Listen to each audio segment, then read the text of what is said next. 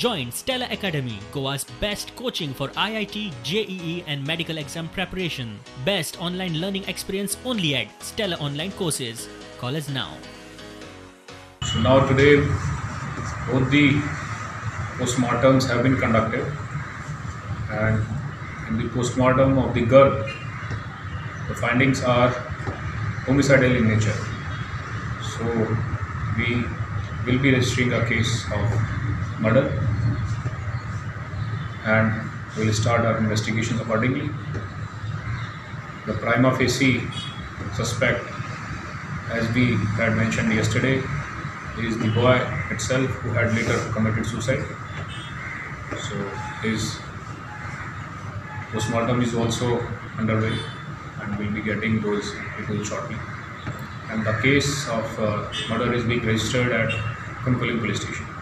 As per the postmortem findings, this is called forceful drowning. By force, if somebody is drowned in a shallow water. So the injuries and the findings are corresponding to that we can call forceful drowning. So the police have already reached to the conclusion that the boy's death is suicide. Because for that conclusion, I will not say that we are concluding that, but as far as the witness is concerned and the circumstances are concerned, so till now we have this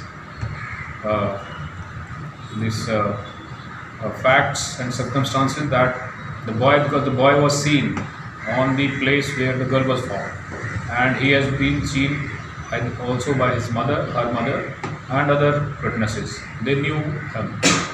So immediately he ran away from the spot, and then when we went there in his search at his home, he was not found there. And later on his body was found nearby his residence.